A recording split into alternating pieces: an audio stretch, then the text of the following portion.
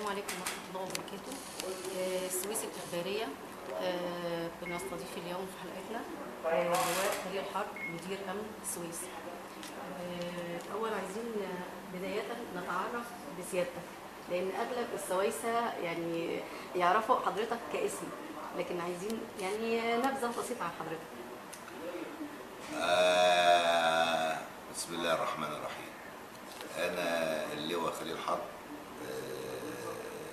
مساعد وزير الداخلية ومدير أمن السويس. ليا سابقة عمل في محافظة أو في مديرية أمن الجيزة. اشتغلت في أعمال البحث الجنائي وفي الأقسام لمدة ما يقرب من 30 سنة، وبعد كده نقلت إلى مديرية أمن شمال سيناء. اشتغلت مساعد مدير أمن شمال سيناء لمدة 3 سنوات، كان من سنة 2008 ل 2011. حضرت ثورة 25 يناير في شمال سيناء بكل ما فيها من أحداث. ثم نقلت إلى مديرية أمن الجيزة وعملت مساعد مدير أمن الجيزة لشؤون الأمن، ثم نائبا لمدير أمن الجيزة لقطاع غرب الجيزة. وفي شهر 7 الماضي نقلت مديرا لأمن السويس. في الأسئلة طبعا اللي بتدور في ذهن أغلب الشعب السويسي. أولا الازدحام المروري مساء، هل له حلول في الفترة المقبلة؟ بالذات من ساعة طبعا ما الشوارع المغلقة سببت تكدس مروري في شوارع محددة. والله اللي أنا شايفه في مدينة السويس إنها مدينة تعتبر شوارعها صغيرة ومعظم شوارعها ضيقة.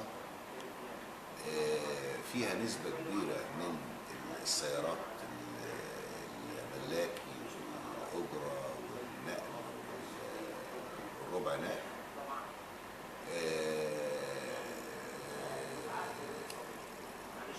وعدم وجود جراجات تتناسب مع أعداد العربات اللي موجودة.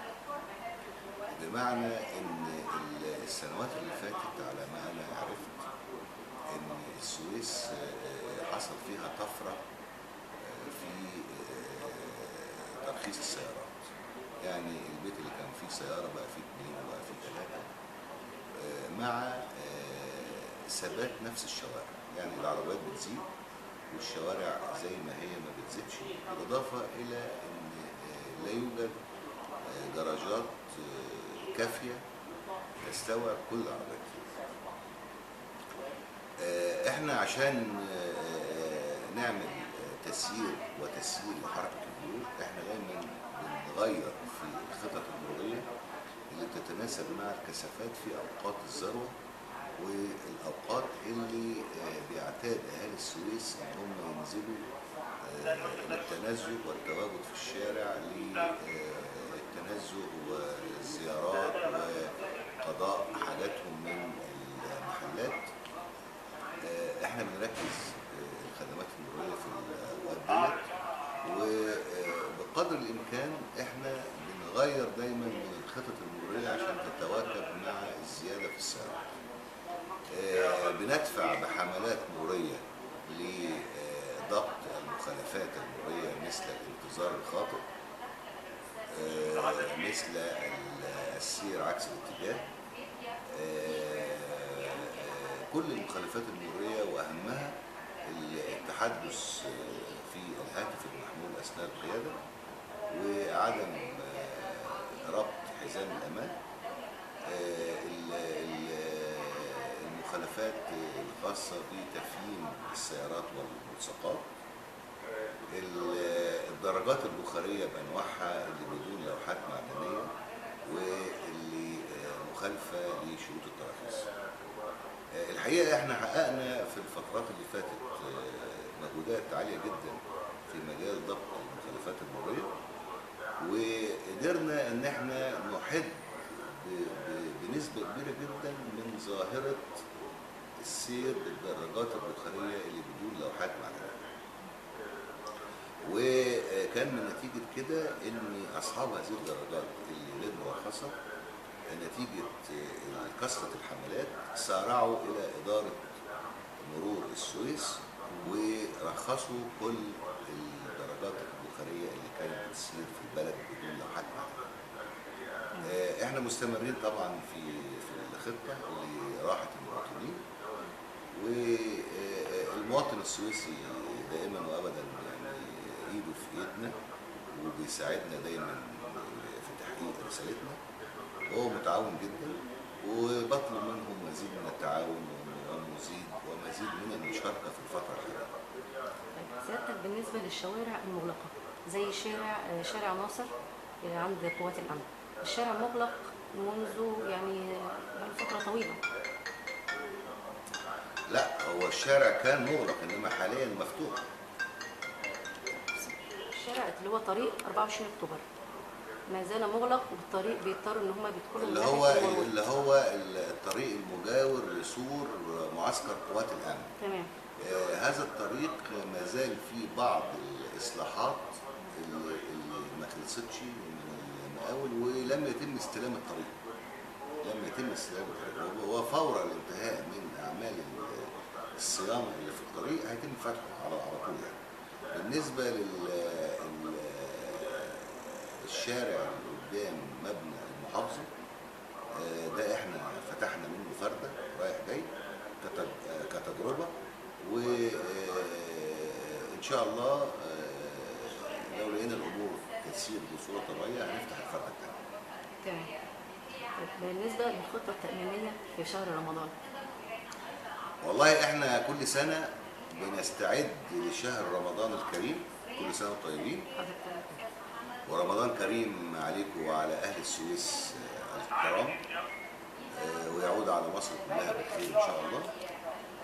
احنا دائما وابدا كجهاز امني وزاره الداخليه حريصه على التيسير على المواطنين في شهر رمضان، وخصوصا في اوقات الذروه وقبل مدفع الافطار، عشان نضمن لكل مواطن ان هو يوصل بيته بسهوله ويسر ويلحق الفطار بتاعه مع اسرته.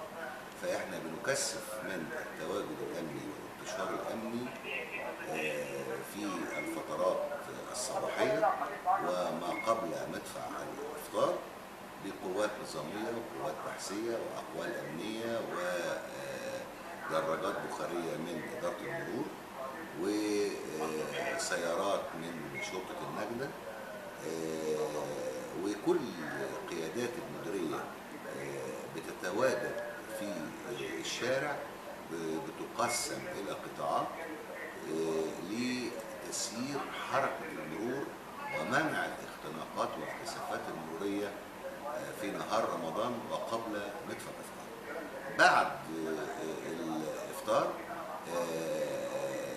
الناس متعوده انها تنزل وتصلي العشاء والتراويح في المساجد، ودي طبعا برضو بتعمل نوع من التزاحم والكثافات المروريه في بعض الاماكن، واحنا عاملين حسابها ومكثفين التواجد الامني المروري